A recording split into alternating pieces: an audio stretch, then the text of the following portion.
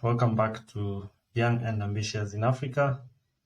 If you're not subscribed yet, do subscribe because I'm not sure why you're not subscribed yet. If you are, welcome back to the channel. In today's episode, we're going to have an awesome discussion around students, technology, and the A Student's Dream company with the co-founder and CEO, Emmanuel. I'm not sure how to pronounce your second name, so I'll just let you introduce introduce that one. Okay. Thank you, Nyagi, for having me. Like you said, my name is Emmanuel Omokhegbe. That's the pronunciation of my surname. Okay, then. And I'm the CEO and co-founder of A Student's Dream. And A Student's Dream is basically like an edtech company that helps students to find your passion and choose a career. And basically, the reason why we started a student stream because we noticed the high dropout rates of students, right, in the university. So most of these high school students, when they finish high school, they just go into university without really knowing what's in store for them. They don't, select the right course. So they just say, "Oh, I want to go into university," right? And then when they get into university, they actually find out that it's a lot different from what they imagine, right? It's not just a school. It's a whole new world entirely. And now they're struggling. Now they can't keep up. Now they can't study. And when they even try to study, they don't enjoy it because it's not something they love. So it's like work for them. It's like energy draining for them. So basically that is the reason why we were like, we have to solve this problem because you might not be aware, but almost 60% of students that actually go into university for the first year, they drop out. So what happens is, if you had a classmate, when you started school and you guys were 100 in a class, after the first year, 60 of them will not go to the next year with you. So either at least 40 of them would completely leave school or pause, and then the rest 20 will fail one or two subjects and struggle behind. And at the end of the day, after let's say you're supposed to finish school in like 4 years or 3 years, after that duration, your classmates that started with you would only be about less than 20. That is the statistics. That is the statistics, and that is what is happening. So Is that's African basically what we do. statistics or global? Sorry? Are these statistics African or global? South Africa. Specifically South Africa. Global, it's a lot. It's obviously still a problem. But the good thing is in places like the US or Canada or UK, those developed countries, they've put measures in place to at least be able to collect those students that drop out. Do you understand? But now in Africa, we don't have those things yet. So if you don't go to school, you are reducing your chances by a lot. You're reducing your chance of living a successful life by a lot. That's why you hear only a few people actually end up being successful, even if they drop out of school.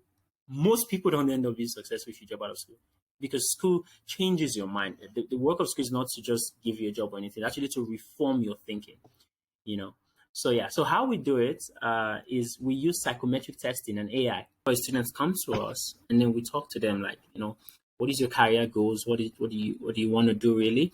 And basically, what are your interests? So we take them through an actual psychometric test where we test for their interests, their passion, their values, and their strengths and weaknesses, right?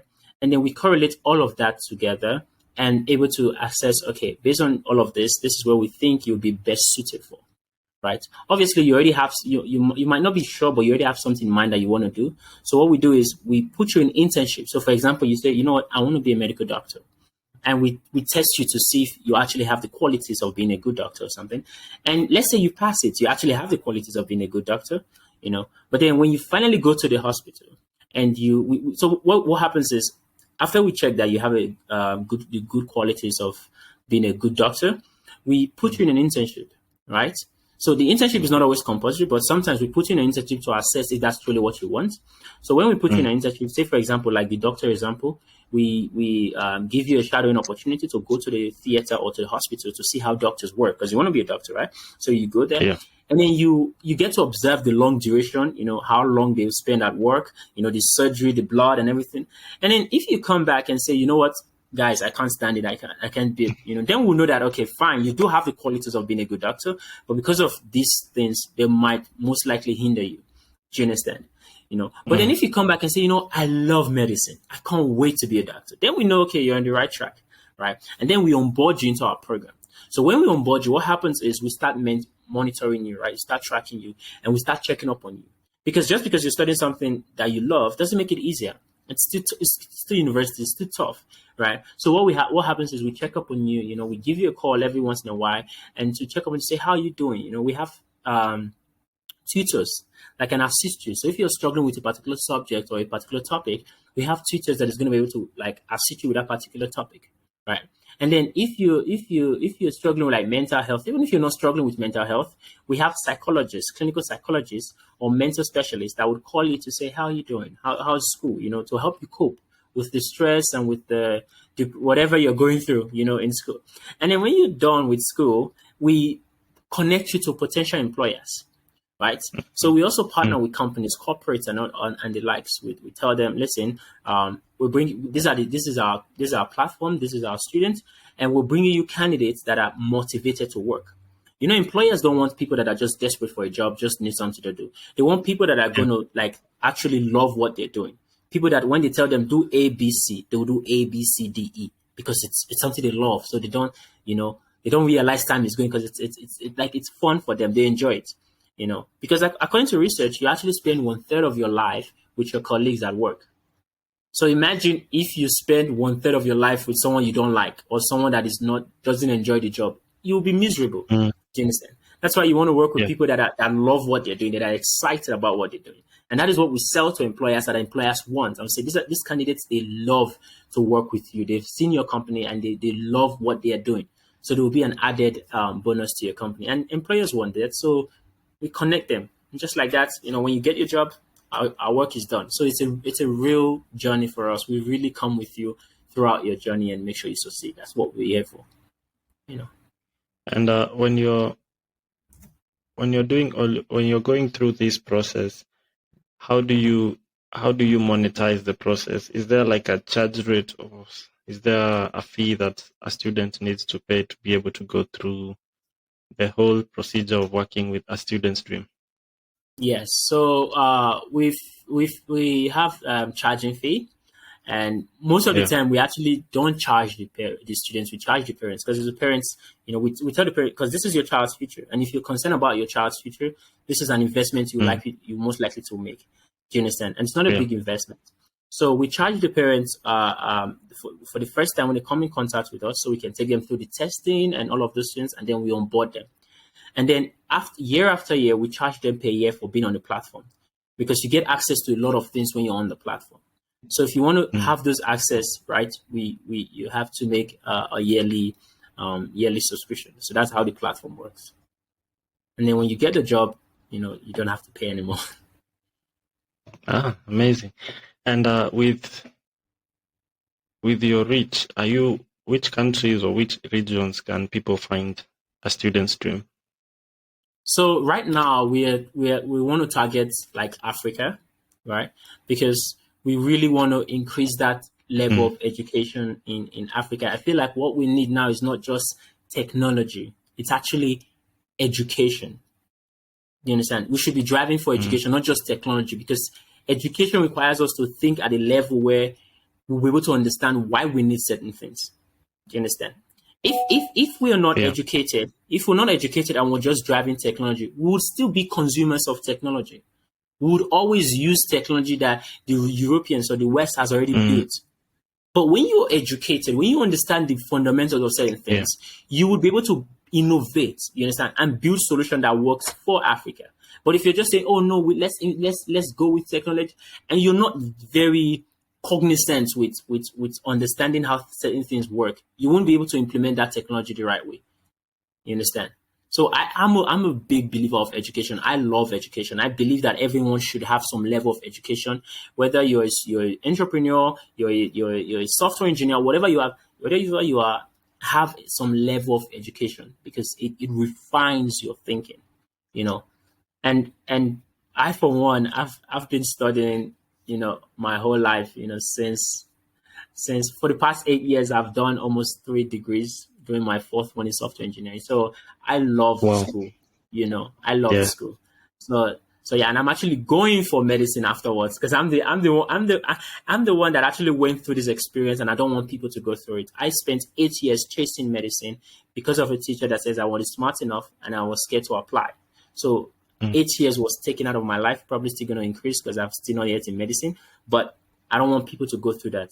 But the truth is, students are going through that. People are going through that. People are graduating from courses they don't love, and because of that, they are miserable at jobs they don't enjoy.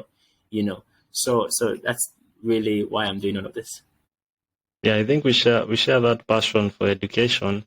And in terms of talking about education, what are the degrees that you've done?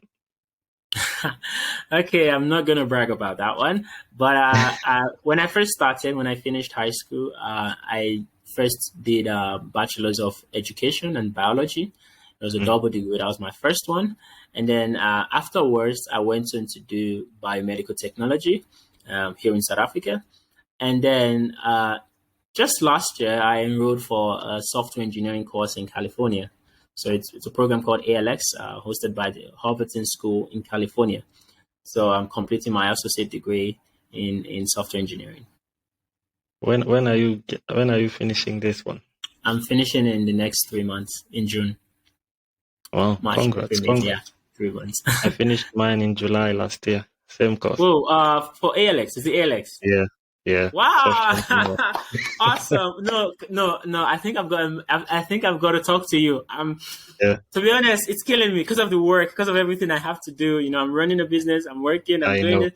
So I'm submerged, and I would love to actually have a convo with you in terms of that side. So, Yeah, we'll so yeah, definitely have a conversation, a deep awesome, conversation about ALX and how to work with it. So awesome, awesome. when it comes to your passion, you said in school you had a passion for medicine, but there's something that the teacher told you that did not, that pushed you back or delayed your process or your journey Yeah. towards medicine. So how did you find yourself in tech, first of all? Okay. So I think. Let me give you the story. Mm, So what happened was when I was in grade 12, I think grade 11, 12, which is like yeah. yeah, grade 11, 12. I I was actually my whole life I've been one of the best students in class. I've been a top student. Always first, second, first, second, and I never go beyond that. So when I was in grade 12, I told my teacher, and I told him, sir, I want to do medicine. And mind you, like I said, I was top in my class, and I was also when we wrote our final exams, right? The final exams, I was also among the best, the top two actually. And Mm. he said I wasn't smart enough. He said I can't do medicine. I'm like, what? He said medicine is hard. Don't underestimate medicine. It's hard. Like I'm like, really? And he's like, yes. So I was like, okay, okay. He's older than me. He's smarter than me. He's my teacher. He must know better.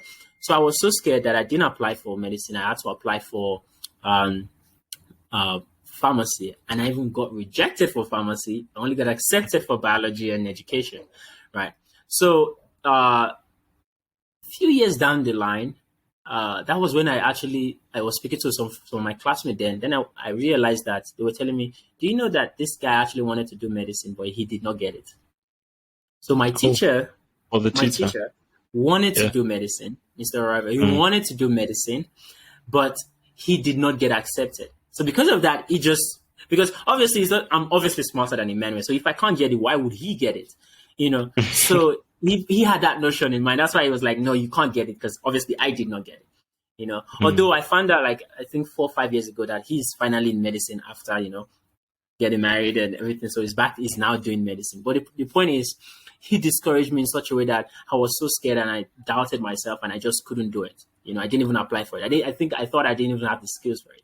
And no one could give me any advice. No one could give me any information on how things work. So fast forward, when I came to South Africa, I was speaking to some of my classmates. Then I was enrolled in biomedical tech, and I was speaking to some of my classmates, and I found out that most of my classmates, a lot of them also wanted to do medicine, but they were like, I didn't get accepted, so I'm here now, and it's fine. I said, do you enjoy what you're doing? They say, what can I do? It's life. I'm like, it's not life, because you would realize that when you grow older, you plan for things. If I were to ask you, Njani, now, don't you plan for your finances? Do you just spend it? You don't, right? Nah, you plan for your finances. You plan for your next thing in life, what you want to do. Why didn't you just say, oh, no, let me wait. Let's see how life is going to treat me, where life is going to take me. You don't do that. You say, oh, I would like to work here. I want to do some things here before I move on to the next. You plan. Even though you're not sure how it will go, you still plan for it. And most of the time, at the end of the day, if you push hard enough, it comes to pass. Whatever you say you want to do, it actually comes to pass if you're persistent enough, So I'm a big believer of planning, education planning. You don't say, oh, no, it's life. It's what happened to me. It's what they gave to me. No. That's why even despite the fact that it's been, 8 years and counting, I'm still passionate about medicine. And at the end of the day, that's something I want to do later on in life, So that's basically what happened early on. I think I've never said this on the channel, but every time I have a conversation with, actually every single conversation I've had on this channel, people keep motivating me to go back to some of the things that not some of the things, the one thing that I've always wanted to do, which is aeronautical engineering, but I'm still thinking about it. So let's see how that goes. Send the applications. At least do your part. Send the applications, and then you see what happens from there. You never know. Yeah. Send the applications. So why did you choose to be a developer, software engineer? Okay, because I've seen that in your LinkedIn, you also worked as a freelance web developer and Python developer on Fiverr and Upwork, respectively. Yeah.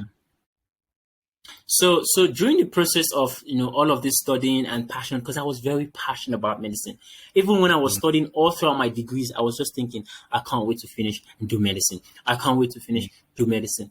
And then 5 years ago, I got in contact with entrepreneurship. Right?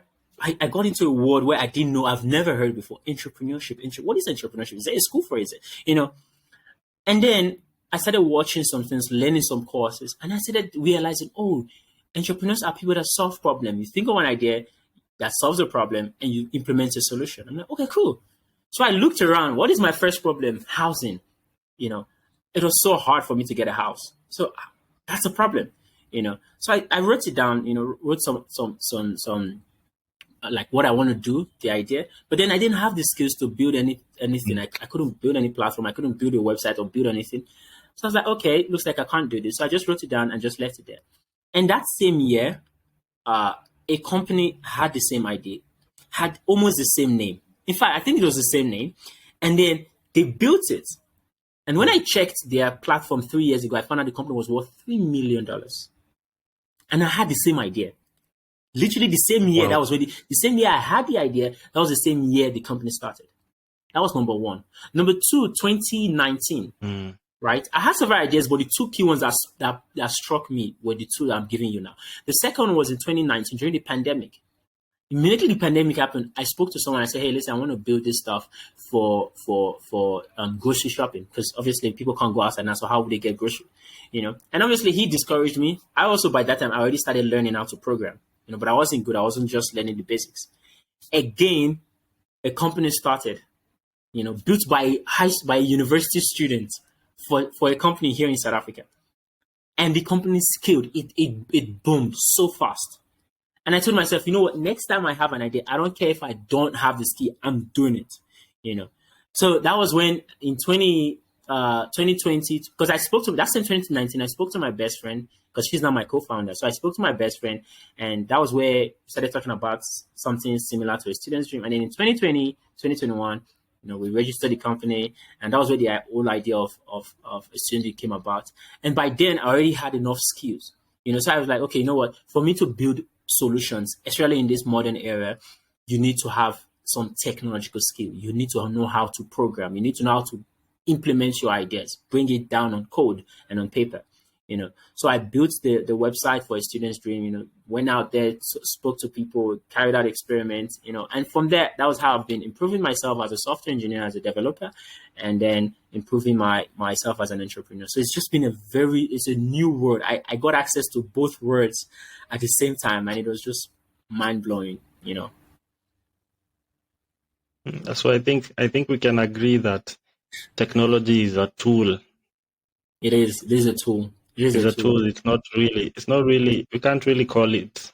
Well, I want to hear your opinion on this, but my mindset around technology is that it is a tool for doing whatever you want to do. It is. So whether it's someone who wants to set up some biology solution to Ebola or something, technology can help with that. Yes. COVID or something, technology can help with that. So it is a tool, as opposed to the mindset that people are going into technology to make money, just making money. People are not looking at what they can use it for. They're just looking at, I want a job in tech because it has a lot of money. Yeah. What do you think of this mentality? No, I completely agree. Because, like I said, Africa is not developing any innovative solution that the world is going to look yet. Because most of the time we're focused on technology too much that we are forgetting ourselves. We need to, like I said, I'm a big believer of education. That's why we need to be. Imagine, and this is not to be offensive, but imagine someone that can't spell or do maths, like the simple basic maths. You telling them, no, I think you have a passion for business. Just go start business immediately. Don't even learn. Just go start. That person can never be innovative.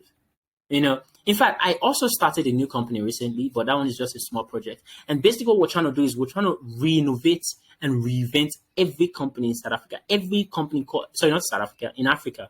Every company that is a small business or that is termed a small business. Because I feel there are some small business that have such an amazing practice. Like what they're doing is really amazing. But because they don't have the education or the skills in terms of technology, you can't scale that business. So them is just a small business of I'm selling this or I'm doing that. You understand? When sometimes it's actually a very innovative thing, So that's why I think technology should be used as a tool to solve problems, right? You don't think of the technology aspect first. You think as an educated person, what are we currently facing? What are the challenges that we're currently facing? Then you think about, okay, how do we implement technology here? How do we use technology to solve this problem? Why should we use technology to solve this problem? Do you understand? What are the downfalls of using technology to solve this problem? So that is how I am. That's what I feel. That's what I believe. So yes, to answer you, I completely agree with your understanding and with your point. What do you think about ChatGPT helping people do assignments? ChatGPT is it's fun. I mean, I think for us Africa, okay, let me not be naive.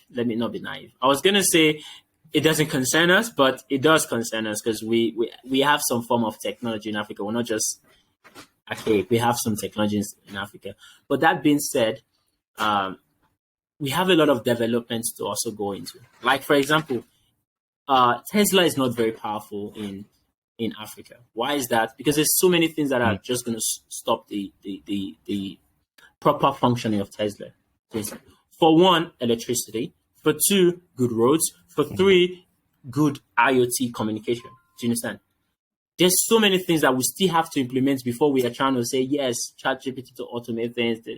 I mean, yes, it is helping on the surface level, but deep down, it's not something we should be prying into to say, oh, yes, let's revolutionize. It can't really do much for us right now. We need to build our foundation. A lot of the time, what you need to build first is in a society, in a community, is building the foundation.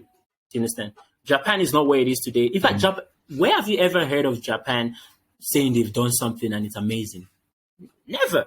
But yet they are one of the most technologically advanced countries in the world. America, none of them beat them. In fact, there are technologies that you don't know, but they have. You understand? If you want to talk about who has the most developed robots, Japan has like very good robot. I mean, I know of US Boston Dynamics. They also have good robots, but Japan has some technology that we might not even know or be aware of. And so why? Because they are Yeah, building in silence. I'm an engineering junkie. I'm an Exactly. engineering junkie, so I even know even about their levitating trains and all that. You see that? You see that? Imagine levitating trains. Where are we? 2024? Levitating trains. I didn't even know they already had that. Like, wow. Yeah, you need to go. You need to go see that. It's wild. Imagine. It's So just you see my mind point. blowing. Yeah. Exactly. You see, they're not trying to compare with the world. They're not trying to say we've done this next, we've done the next. They're just building and improving on what they have. And we have to do this thing. We can't just collect.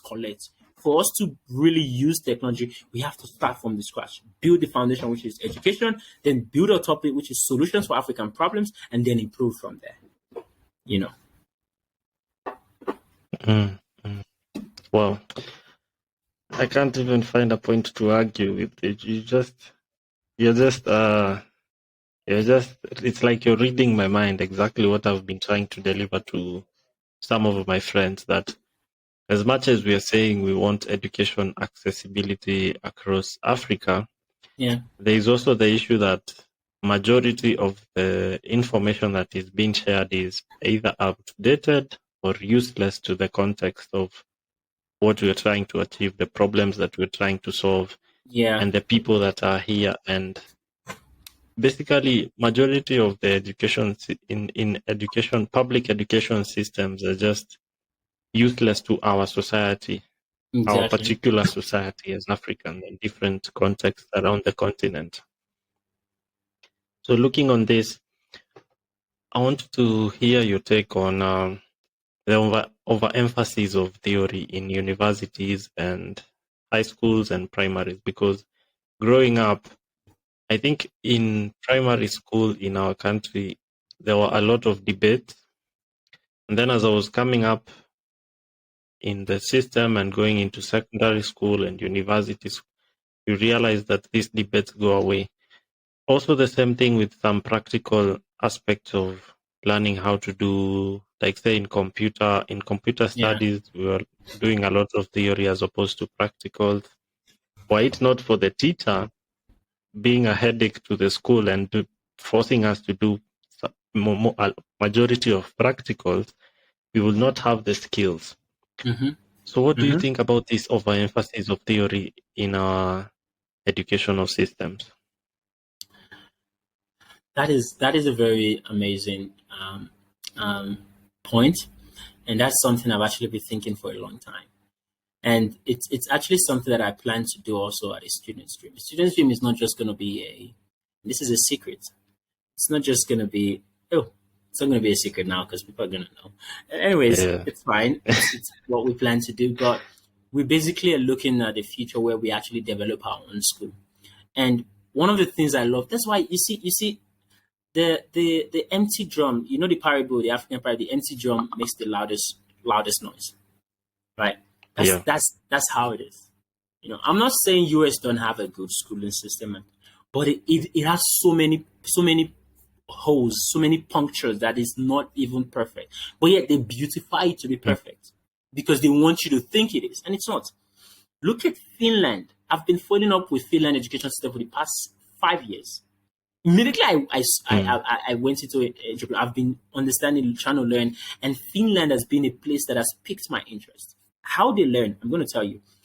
The way they learn in Finland, between from 0 to 6 or so, if I'm not mistaken, they let you play, they let you explore, they let you see what do you keep doing, what do you keep uh, coming back to that you just love. Do you understand? And from there, the mm, teachers you have to have first of all the teachers. I don't even want to go there too much, but you need a master's degree before you can even teach kids. To teach university students, you need a PhD.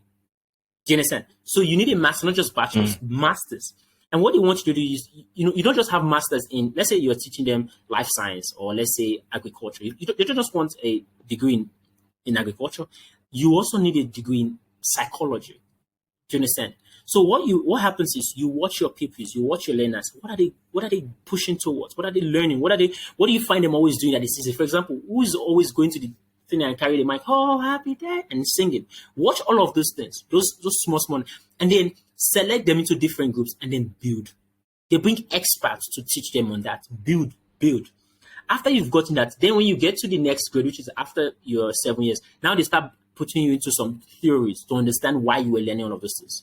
Do you understand? You learn the theories behind all of those things, and then afterward, before you go to university, you have an experience to go into that field. So it's like an internship. So assuming now it was let's say, let me use a more practical one. Let's say chemistry. You always love playing with doing your equilibrium, neutralization reaction, all of your chemistry. And then they bring a chemist to just explain some concepts to you, teach you some certain things. And then afterwards, they put you in a lab, like an actual lab, before that's during your high school period. They put you in an actual lab where you actually gain real life experience and build on all of those skills before you go into university. University is more of research. Do you see it? So the way they train you is, I don't want to say they experiment on your life, but they basically give you a time to explore. They're not trying to force something called a structured education, grade R to this, and then high school, and then university, 4 years, and then you graduate, and then you get a job. No, they explore you to make you be good at something you love. Like you can close your eyes and you can do it anytime. Do you see? So to answer your question, what I think about the current education system is we need to, first of all, implement what something like Finland, what they're doing, and refine it. Obviously, we can't implement it like completely for Africa. We have to refine it in a way to suit us. So how would a future like that be like? So yes, we come off when I was in high school, I remember we also, like you said, we also used to do debates. I think that was where I got my ability to be verbally outspoken. Like I can speak in a crowd with full confidence, no fear of anything, because of what I've been groomed in, So that debate, that being able to debate with people, we're always debating, that builds something in us, So what I think we can do is, yes, theory is important, but always back theory with practical. In fact, sometimes you can give theory as an overview and just do completely practical. Do you understand? They tell you to they were just teaching you coding. Say yes. So you say X equals to this, and then you say print F. You will never go anywhere. You will never be able to code. But now, after they teach you this is the basics, and then start coding, immediately you will be able to start catching up. So I think what we need to implement is theory mixed with practical, but less of theory. So I would say 20% theory, 80% practical. Do you understand? And university should be research. University should be, how do you push more on that? The information you've gotten since you were high school, how do you develop it? Not learning things that was written 1974 or things that are old. You're just reading it. No, you want to move forward, not remember. People that have wrote it down have already used it. You want new information. Do you understand? So that's what I think. That's what I think. We need to implement more of theory more of practical than theory. 20%, 20 theory, 80% practical, and build more into that during university. Yeah. So to you, university should be both a practical institution and a research-based institution. Exactly. And also we should be publishing more papers as opposed to just consuming papers from abroad and what do we call this? Copy pasting, where people are just looking at research that was done somewhere else, copy pasting it.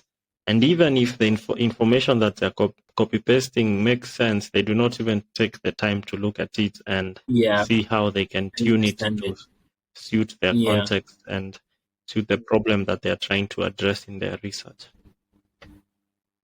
That's the thing. Sorry to hold that. I don't know. So the thing is, people want to finish. You see it. People in their head, oh, let me just finish university and I'm done. You see, because of how they've made university turn out to be, you have to pass. If you fail this, you're repeating or you're wasting money. Like, there's so many disadvantages of trying to explore university that you're left with no choice but to just try your best to just pass. You don't even care whether it makes sense or not. But if you were to slow that down and reduce that, you have to pass. And actually give you, imagine if when you get to university, they assign you one person that's going to work with you on anything you think is interesting for you in that subject, in that field, and do a research on it for 4 years. And that will be your final thing. Do you know how amazing your mind would be? I don't like structured things too much because it limits thinking. In fact, if you go to organizations these days, they don't like structured approach of things. I mean, it works for some logical approach to problems, but sometimes it wreaks havoc on creativity. So people want to think. So if I were to say no, Njagi, spend 4 years on one topic. Explore. No test, no exam. Explore. Understand that topic. Write just one paper. It doesn't have to be 200 page. Just 10 page, 5 page on everything you finally discover. It doesn't have to be structured yet. Put all your ideas, all your thoughts down, or everything you did. Put it down for 4 years. Do you know how productive you would be? And I also know what it would be. Exactly. It would definitely be the bridge, or the, what do we call this? The junction between quantum and engineering. That would definitely Exactly. what I would be looking at. But but I think we are too scared. Society is too scared because society loves structure. So if we have something like that, it might break a system, or they think it might break a system. So they're very scared of anything innovation. Education is not doing it. That's why you're seeing startups are breaking out now. Startups are not just creating university; they're creating solutions that are different. Like Art School, Ogunlawe, or what's his name? I'm friends with him on LinkedIn. I'm a connection of his on LinkedIn, and we usually communicate.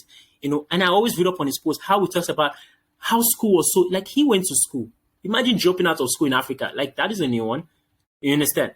So that's how bad it was, because they were teaching him things that the books were so old. Like, what would I do with information so old? Like, kids of 21st century, they know how to operate phones, and yet you're teaching me how to operate a modem, or not a modem, an abacus or something. Like, that makes no sense. Do you understand? Or So lecturer teaching exactly. Android with the second version. Imagine, imagine. And technology has Yeah. gone so far. Instead of you to be renovating, you are scared. You just want to follow a system. You want to follow an approach. So that's why I love what startups are doing, and what we as a company in Students Dream, we're going to do also. We're literally going to disrupt that system, right? No more of just saying you're going to school and you spend 4 years and you just want to get a result, you know. So we want to make sure if you're going to university and you love studying and all those things, at least on this current system, you're studying what you love. And it's not hard for you because it's something you love. And we're going to mix internships in between. So let's say after your first year, you get an internship to remind yourself what you're going to be preparing yourself for, and you get excited for it. You know, so that's basically what we're trying new things. We're not scared of failure or scared of doing the wrong thing, but we're just happy that we can always use so many solutions that are available to us, as long as we're able to change the mindset of people, change this prospect of where we are going to with education, that, oh no, you must do this and you must do that. And I don't even want to go into the place of applications after you're done university, the job application. That is the most terrible. I think I did that recently, and I've never felt so. I don't even know the words to describe. 200 rejections in 1 week. I don't think I've ever been rejected like that in my entire life before this. So that is something we also want to solve. Getting those rejections, it's I bad. think, yeah, and I think the crazy ones, which is basically us and everyone that I've had a conversation with on this channel, the crazy ones are the ones who are responsible for ensuring that the system works for those guys that need safety in their lives. Those guys Yeah, that they need a safe path to be able to work on the things that they want to work on, but they also yeah, want to survive and have some financial ability to do the things that they are. So in regards to disrupting the education system, I'm also of the opinion that we need to disrupt it from the very start, from that early childhood development stage. yes, We need to disrupt it from all the way from that child who is going into school, probably 2, 3 years old, up to the university kid, up to the high school kid, up to the university kid, and up to the PhD students. We need to disrupt all of it, and I think we will have that conversation with you on the side. definitely, I have a definitely, feeling that we will partner a lot in the future. So definitely. let's talk Likewise, about likewise. let's talk about remote work and online gigs that are helping people. I mean, even I read somewhere that the data that was being fed into ChatGPT was done by some group of people somewhere in Africa who are getting paid around $1.7 an hour just to fill data and label data and do all that labeling for the machine learning models. So do you think guys should be, at the moment, because we are still having a broken system that we're trying to disrupt, the guys that need to survive, should they be working on looking for full-time employment, or should they be looking for gigs, remote work, starting businesses, and all other current solutions that can help out with solving unemployment across the continent? Yeah. So for that, I think one thing I would say is go with what you think feels right for you. I, for one, I've been freelancing for the past 3 years or so, and I'm actually looking for also a full-time opportunity to work with a team while I'm building my company, because it's not always going to be bed of roses. And I've been bootstrapping the company by myself for the past 2 years, you know. And since my dad is not Bill Gates, I obviously have to find a way to also be able to fund that sometimes. Do you understand?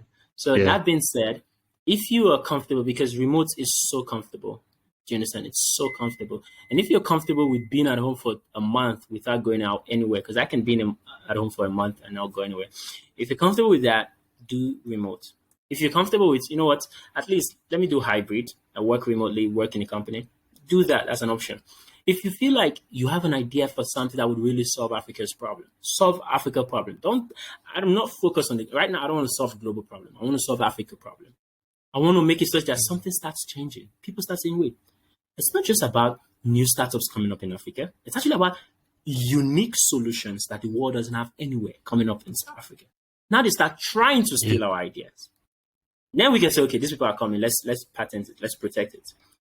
Now when we patent it, we are the global distributor. We are the only ones that can do it. Do you understand? So if you have something like that, go for it. Start a company, start a business, get the right team, get the right funding if you want funding, or if you can bootstrap it, go ahead. But there's no guidelines for what someone should opt for, right? So it's all about personal preference, really. So I can't really speak for everyone. But on my own side, I can say I love hybrid, right? I can stay I can stay indoors working for a month. I will not even see outside, but at the same time I can get so bored. I just want to see humans and see them working. Like, oh yes, I'm still on Earth. That kind of a thing. You know how developers work are. So we can just be inside, just working, coding, watching anime. So that's basically it. Yeah, anime is very common among developers. I think I'm I the knew you only were guy gonna in say. I software knew you were engineering gonna who doesn't watch say anime. something on that. I knew you were gonna say something on that. So I think, since we don't want to take too much of your time, and I'm sure we'll be structuring other conversations revolving around the interests that we share, I want to jump into the last segment of this episode or this conversation, where I ask a few questions. I mean, I can already guess what your answers will be, but I'll ask a few questions and I'm giving you two options and you choose one and then explain why. Okay. So the first one is, would you rather build a successful business or grow a successful career? No, I'll build successful business. And I can tell Mm-hmm. you this because What's your after why? being in it, yeah, and I can tell you this after being in business, wow. What I've learned in just less than 2 years, even less than a year, is worth more than I've learned in my entire life. I've grown so much that I don't think other career will let you do that. It doesn't matter what career you're doing. There's no other career that will let you grow in such speed, such rates, and such diversity as being an entrepreneur. You learn to talk to people. You learn to Yeah. sell. You learn to manage. You learn to save. You learn to lead. You learn to convince. You learn to tell a story. You learn to do so many things. You learn to cooperate with people. You learn to swallow pride. You learn to show pride. You learn to swallow ego. You learn to show ego. There's so many things that goes on that it's such a roller coaster of journey that I would not give up for anything. And and and if I were to choose career, I wouldn't be able to because now I have four options of careers. I could be a software engineer, I could be a medical doctor. Those are two options that I can't do at the same time, or I could do at the same time. So already, that's already too much for me. Well, not really too much, but I prefer business. Yeah. My answer is probably a bit more crazy, but I prefer business. The simplest answer is I also prefer business. So the second question will be, would you rather build a successful business on the continent and scale across Africa, or would you do it on another continent and scale across that continent? No, I'm not really Wherever interested in. it could be, I'm not really interested. it could be Apart Singapore. from Africa, the only place I'm interested in is Yeah. Japan because I speak Japanese. I speak French Japanese. Mm, So yeah, hi. okay. So I would prefer to build in Africa, scale around Africa. So Africa is literally where I want to build my solutions for. Interesting to know that you speak Japanese. Hi, Uh, yeah. the next one is, would you rather build long-term sustainable change while generating wealth, or would you build short-term wealth generation without any change, without impacting anyone else? I think because of the kind of person I am, I love impacting people. I love talking to people. I'm the kind of person that want to be able to what do you call this? Replicate myself in people. Do you understand? So how would that work? I would share what I've learned. It doesn't matter if it helps you or not, but I'll just share what I've learned and hopefully it guides you in some way. So I would prefer to build a long-term sustainable, change than shorter wealth. I mean, shorter wealth is fun and all, and that's it. It's gone. Nothing. There's nothing apart from the money. Nothing. And the money, like someone was saying one time, money doesn't change. The moment you start making so much money, there's no big change anymore. Whether you increase to billions or you're hundreds of millions, it doesn't change. You're there, and that's it. So what is one thing that you change about Africa and Africans today? Mindset. Change. The most Mindset common answer on the channel. The most mindset. The mindset is so powerful. I'm such an optimistic. People sometimes think it's too optimistic, but mindset is powerful. When I look at things, I never see the bad of it. I mean, I'm realistic. Obviously, I'm not going to act like something doesn't exist, But I also understand that, listen, you build things, whatever you see. Like, isn't all those successful people life? I know, fine, there's some sugar and honey around it, but still, they led successful life. And that says a lot about them. Do you understand? Especially if you go dig up their history, you see that actually it was not all bed of roses and all of those things. Do you understand? But they led a successful life. And for them to do that, there was some change here. The most powerful organ or the most powerful tool in our arsenal, especially as Africans, is our mind. Once we stop consuming, let me tell you something. I'm so sorry. I don't know if this is the context of the show, but let me tell you something. Congo has electricity generating rocks. Please explain what that is. Electricity generating. Do you know if Saudi Arabia has something like that, do you know what they will be doing? In fact, Saudi Arabia doesn't have anything like that except for oil. And now they're one of the most respected countries in the world. And they just came less than 10, 15 years ago. No one cared about Saudi Arabia. Who cared about Dubai? No one cared about Dubai. Dubai was nothing to us. But now everyone wants to go to Dubai, even though they are, Muslim people and all of these things, and in a different, entirely place that people are like, oh, they didn't know before. Now people want to go there. They're like, people want to wear hijab. People want to be like Muslims now because they've just fallen in love with good things. People love good things. So you can't tell me we have resources like electricity generating rocks, diamonds, oil. Even in a country like Nigeria, there's a new element that was found. I'm not sure if it's titanium or something, but it's a rare element. What are we doing? All the resources in the world are in Africa. What are we doing? The answer to that is just industrialize, because I think Our biggest issue is we are not manufacturing anything. We're just consuming. Consuming. And it's not like we Yeah, can't manufacture. We can. We yeah. can.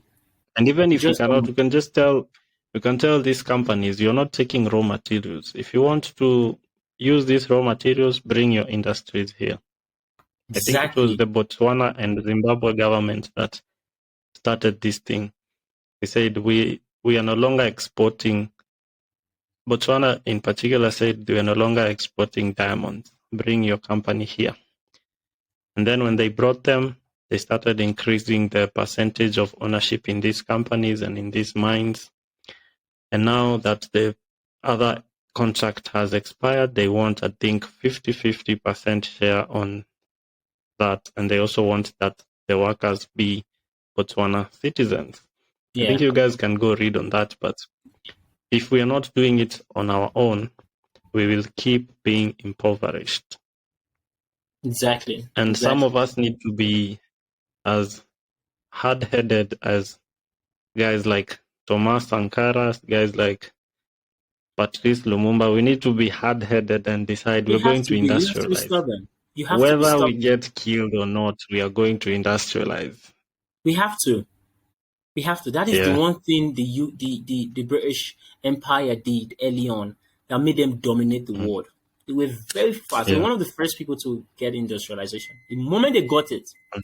one time, they said, you know what, let's go. Conquered almost everywhere. Do you understand? Mm. And I think it's a high time. I think we might not have slave trading still going on, but we're still under that mindset. Do you understand? We're still waiting for them to give us. We can't do anything without permission from some of the countries in the world. You know that? Like if you were to Mm. build your own nuclear weapon or your own tactical weapon, you can't do that without permission. And you're a sovereign country. How can you say you're a sovereign country and yet you can't do something? That's why I love places like, I'm not trying to be whatever, but places like Russia and the rest, they're stubborn because they don't want to be taking, like, I'm a country, I'm a sovereign country, we have a leader, and now you from another country are going to Mm. tell us what to do. It's like someone coming to your place now and telling you, Yeah. all of you in your house, you can't eat this food. We're Okay. going to fight. Okay. We're definitely going to fight. I mean, But anyway, I think that's a discussion that we should have in another episode all right. because there is a new series on the channel that's called Mindset and Conscious Conversations Around Africa. And these are some of the topics that we need to discuss. So I will invite you over for that conversation and we'll see how that goes. Awesome. Awesome. Thank you so much. Really appreciate it. So thank you. Appreciate it. Thank you. Thank you for Thank you having me. for joining me today. Yeah, Thank you it's for been having me. It was a amazing. pleasure talking to you. Yeah. And you guys, again, if you're not subscribed, I still do not understand why you're not subscribed. Contact details on where to find A Student's Dream are in the description box below. Anything else you need to know about Emmanuel is still in the description below. And you will be seeing Emmanuel again and on this channel. So subscribe, hit the notification bell, and share this video with your friends.